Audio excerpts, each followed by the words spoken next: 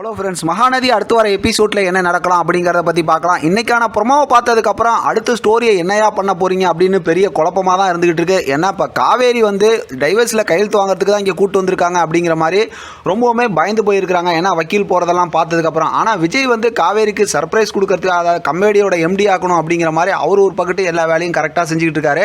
இப்போ காவேரியை வெளியில், அதாவது வண்டியிலே வெயிட் பண்ண சொல்லிட்டாரு. அங்கே போய் அவரோட ஆஃபீஸில் ரூம்குள்ளார எல்லாமே அரேஞ்ச் பண்ணி வச்சுட்டு இப்போ காவேரியை கூப்பிட்றதுக்கு விஜய் வெளியில் வராரு. ஆனால் ஏற்கனவே நம்ம பார்த்த ப்ரொமோவில் விஜய் அங்கே அவரோட கேபினில் இருக்கும்போது தான் காவேரியை கூட்டிகிட்டு வர மாதிரி காட்டினாங்க. அது அவங்க நினச்சி பார்க்குறதா கூட இருந்துக்கலாம் அப்படின்னு நம்ம யோசிக்க தோணுது. ஏன்னா இன்றைக்கி காவேரி அப்படி தானே நினச்சி பார்த்து சைன் பண்ண சொல்லி விஜய் கோவப்படுறாரு. காவேரி முடியாதுன்னு சொல்லி அழுதுகிட்டு இருக்காங்கல்ல.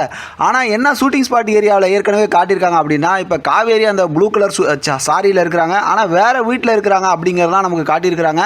அடுத்த ஷூட்டிங்கு ஸ்டார்ட் பண்ணிட்டாங்க. ஆனால் காவேரி வேறு வீட்டுக்கு போயிட்டாங்க அப்படிங்கிறது விஜய்க்கு தெரியாமல் போயிருக்காங்களா, இல்லை காரில் விஜய் பார்க்கும்போது காவேரி எங்கே காணோம் அப்படிங்கிற மாதிரி தேட ஆரம்பிச்சிருவாங்களா அப்படிங்கிறதும் தெரியல. ஏன்னா ஏற்கனவே விஜய் க்ளீன் சேவ் பண்ணிட்டு இருக்கிற மாதிரிலாம் ஒரு ஃபோட்டோ ஷேர் பண்ணியிருந்தாங்க. எல்லாரும் பார்த்துருப்பீங்க காரில் அவர் உட்காந்துருக்கிறது. அதனால் ஸ்டோரியை நிறையா சேஞ்ச் கொண்டு வர போகிறாங்க அப்படிங்கிறது நம்மளால் யோசிக்க முடியுது.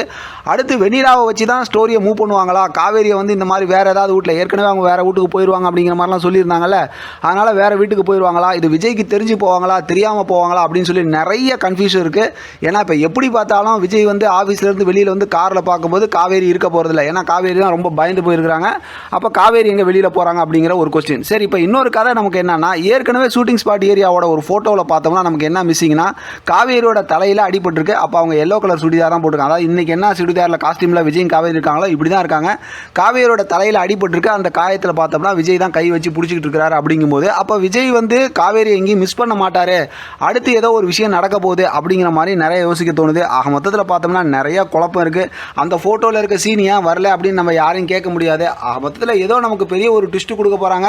ஏற்கனவே பார்த்தோம் அப்படின்னா பிரவீன் டேரக்டர் நீங்கள் எதிர்பார்க்குற மாதிரி ஸ்டோரி அடுத்த வாரம் இருக்குன்னு சொன்னார். அந்த ஸ்டோரி எதிர்பார்க்குற மாதிரி இருந்தால் ரொம்ப நல்லா இருக்கும்னு நான் நினைக்கிறேன். வெயிட் பண்ணி பார்க்கலாம் என்ன நடக்குதுன்னு. இதை பற்றின உங்களோட கருத்து கமெண்ட் பாக்ஸில் தெரியப்படுத்துங்க. தொடர்ந்து ஆதரவு கொடுங்க. தேங்க்யூ ஃப்ரெண்ட், தேங்க்ஸ் ஃபார் வாட்சிங்.